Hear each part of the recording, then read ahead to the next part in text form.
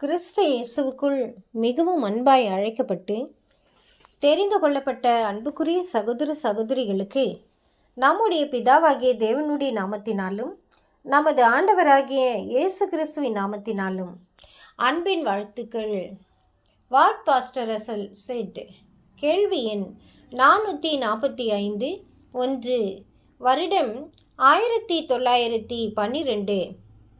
ஜீவ உரிமைகளானது இயேசுவினால் சபைக்கு சாற்றப்பட்டுள்ளதா?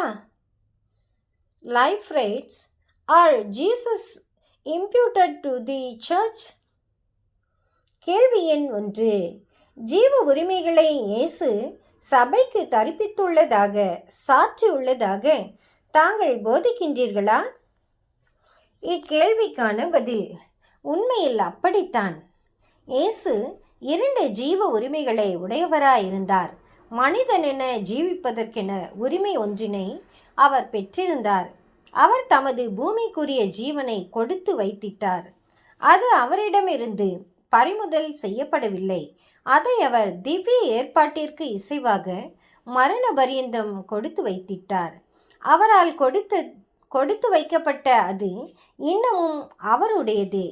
உதாரணத்திற்கு, என்னுடைய புத்தகத்தை நான் இங்கே மேஜையில் வைத்துள்ளேன் என்று வைத்துக்கொள்ளுங்கள். மற்றும் அது கொஞ்சம் நேரம் மேஜையிலேயே இருக்கட்டும். எனினும் அது இன்னமும் என்னுடையதே. மற்றும் நான் திரும்பி வந்து மீண்டும் எனது புத்தகத்தை எடுத்துக்கொள்வதற்கு முழு உரிமை உடையவனாக இருக்கின்றேன். அப்படித்தானே? இயேசு தமது ஜீவனை பறிகொடுக்கவில்லை. அவர் தாமே முன்வந்து தம் ஜீவனை கொடுத்து வைக்க மாத்திரமே செய்தார். அதை கொடுத்து வைப்பதற்கும் மற்றும் மறுபடியுமாய் வந்து பெற்றுக்கொள்வதற்கும் அதிகாரம் காணப்படுகின்றது. மரணத்திலிருந்து அவர் உயிர்த்தெழுவதற்கான வேளை வந்தபோதோ அவர் திவ்ய தளத்தில் தேவனுடைய குமாரன் என உயர்தளத்தில் ஜீவனை பெற்றுக்கொண்டார். அது அவர் தமது ஜீவனை ஒப்படைத்ததற்கான வெகுமானமாகும். இது வெகுமான ஜீவனாகும். இது அவருக்கான தேவனுடைய அன்பளிப்பாகும். இது மரணம் வரையிலுமான அவரது கீழ்ப்படிதலுக்கான வெகுமானமாகும். பூமிக்குரிய ஜீவனுக்கான உரிமையினை அவர் இன்னமும் உடையவராயிருந்தார். ஆனால் வெகுமதியாக அவருக்கு திவ்ய ஜீவன் கொடுக்கப்பட்டுள்ளது. இந்த திவ்ய ஜீவனை அவர் பெற்றவராயிருக்க பூமிக்குரிய ஜீவனுக்கான அந்த பூமிக்குரிய உரிமையையும் கூட அவர் உடையவராயிருந்தார். மற்றும் அதை அவர் விருப்பம் போல் கையாள முடிந்தவராய் காணப்பட்டார். அது தேவனுடைய கரங்களில் காணப்பட்டது. பிதாவே, உம்முடைய கரங்களில் என் ஆவியை ஒப்புவிக்கின்றேன். இதை அவர் யாருக்கேனும் பயன்படுத்தினாரா? இல்லை. இயேசு திவ்ய ஜீவனுக்கான உரிமையினை உடையவராய் இருந்தது போன்று அவர் தம்முடைய பூமிக்குரிய உரிமைகளையும் இன்னமும் உடையவராய் இருந்தார்.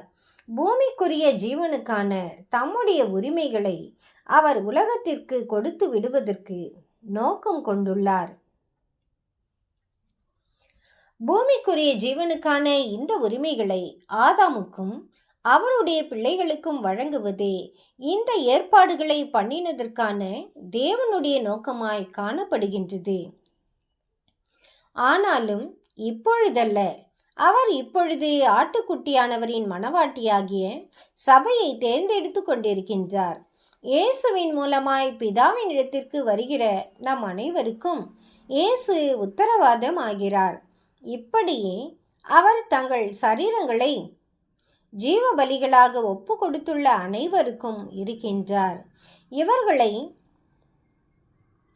தம்முடைய சொந்த புண்ணியத்தின் வாயிலாக ஏற்றுக்கொண்டு நிறுத்துகின்றார். புண்ணியத்தினால் சாற்றப்படுவதற்கும் அது கொடுத்து விடப்படுவதற்கும் இடையில் வித்தியாசம் காணப்படுகின்றது. ஒருவேளை நீங்கள் என்னிடம் பணம் கொஞ்சம் கேட்க மற்றும் நான் உங்களுக்கு காசோலை ஒன்றின் பின்னால் சம்மதம் எழுதி கொடுத்தால் அந்த காசோலையை நீங்கள் வங்கியில் சமர்ப்பித்து அதற்குரிய பணத்தை பெற்றுக்கொள்ளலாம். இப்படியே இயேசுவின் புண்ணியத்தினுடைய விஷயத்திலும் செய்யப்பட்டுள்ளது என்று சொல்லலாம். அவர் தமது பூரண முழுமையினுடைய புண்ணியத்தினை நமக்கு தரிப்பிக்கின்றார் அல்லது சாற்றுகின்றார். மற்றும் இப்படியாக நாம் நம்மை தேவனுக்கு முன்பு பரிசுத்தமான ஏற்றுக்கொள்ளப்படத்தக்கதான நிலைமையில் ஒப்பு கொடுத்திடலாம். தேவன் தாமே இந்த வார்த்தைகளை ஆசீர்வதிப்பாராக. ஆமேன்.